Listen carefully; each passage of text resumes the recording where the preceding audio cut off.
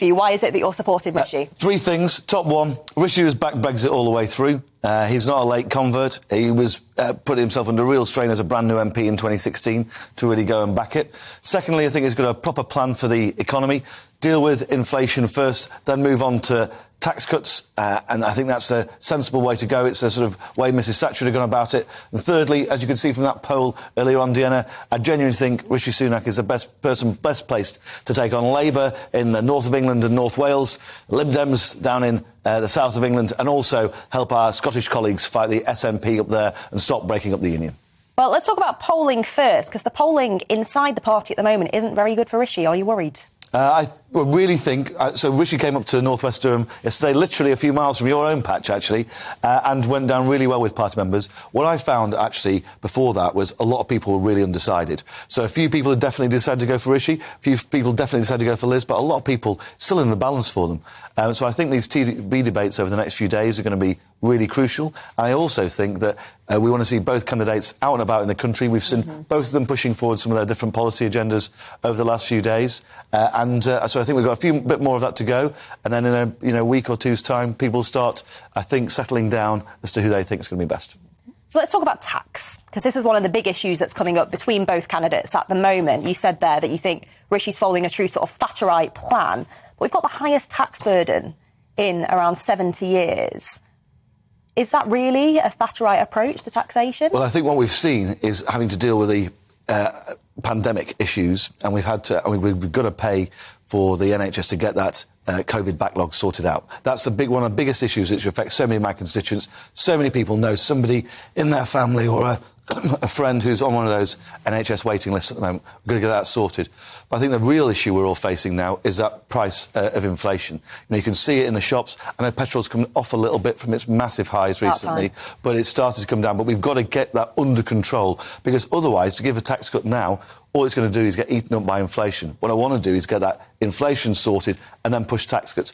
And when Rishi has been able to do tax cuts, and he has done some recently, the big rise in a threshold for national insurance recently, he's always targeted it at working people and the lower paid, which is exactly what I want to see him doing in the future as well. Well, just on corporation tax, if I may, back in 2015, Rishi, as a fresh-faced young MP, was in the chamber. He intervened on the Labour shadow Chancellor and said raising corporation tax would damage jobs and growth. And yet, as Chancellor, that's exactly what Rishi's planning to do. But the flip side of that is Rishi's also put in a massive investment allowance, because one of the big issues you know and I know that we talk about all the time in Parliament is productivity. And what he said is you can avoid those increases if you really push cash into investment in the economy to help upskill some of those big manufacturing projects we're seeing just down the road from us in Teesside.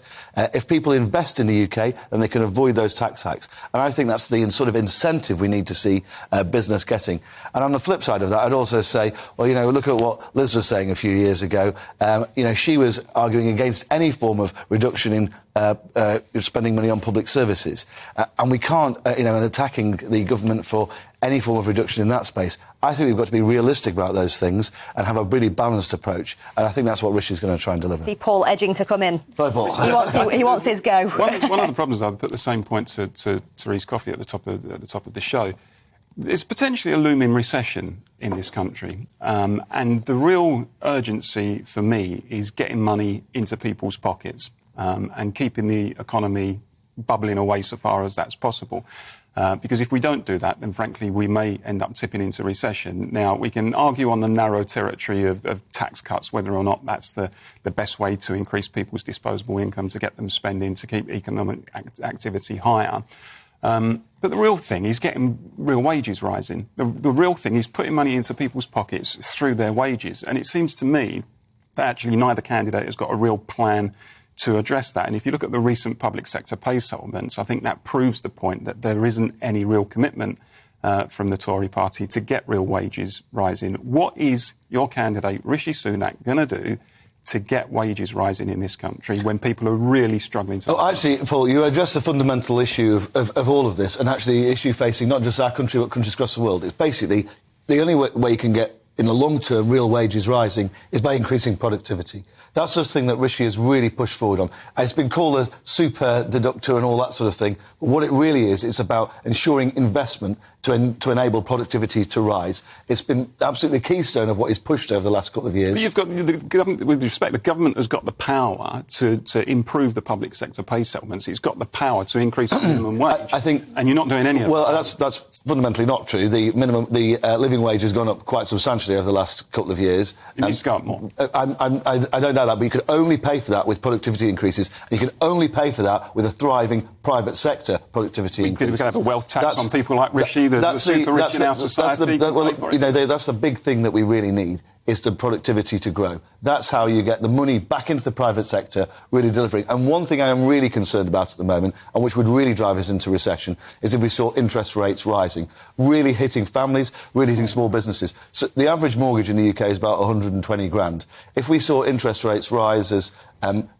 Liz Truss's senior economic advisor quoted in the papers over the last few days to 5, 6, 7%, that would see hundreds and hundreds of pounds more a month for every single household in the country. And that's a sure way to drive people into recession without increasing productivity at all. That's why I think dealing with inflation is so important, so we don't need to see those interest rate rises. I agree on the question of interest rates. I don't want to see them rise. But the truth is, in terms of inflation, it's not being driven by wage demands. Wage demands over the last 10 years and wage settlements have been really, really low, and they're still low at the moment. The reason we've got inflation is because of external factors and, well, the opening up of the economy after the pandemic, the situation in Ukraine, the energy situation.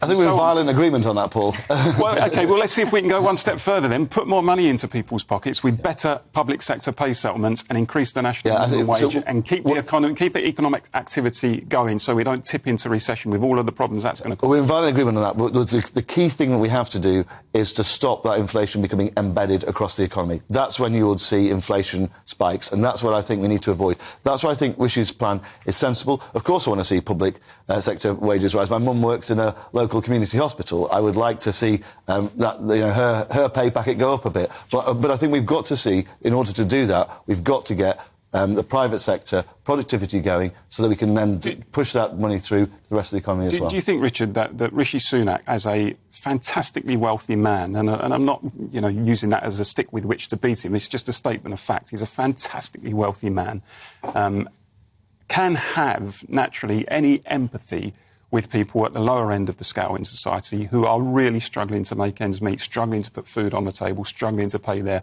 mortgages and so on. He's just completely removed from the everyday lives of most people in this country, isn't he?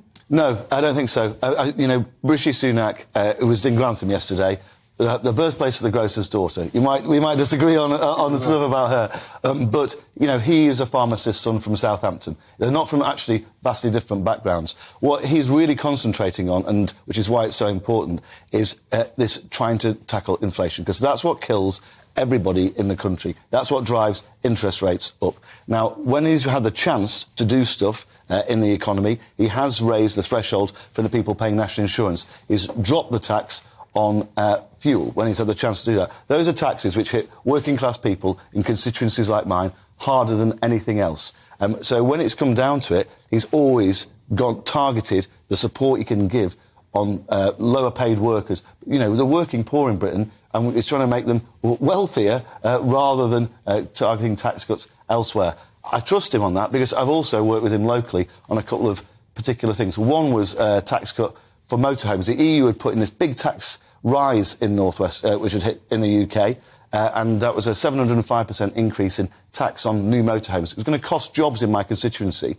And when I spoke to him about it, we went through the figures on it. He was like, this is totally wrong. It's going to cost jobs here in the UK. It's going to put even more pressure on wages here in the UK for workers in my constituency, and he got rid of it. And it's things like that, when you go to him with a proper plan, that he's prepared to listen and to enact it as well. So I'm confident that he not only understands, but is demonstrated to me on a local and a national level that he's on the side of working people.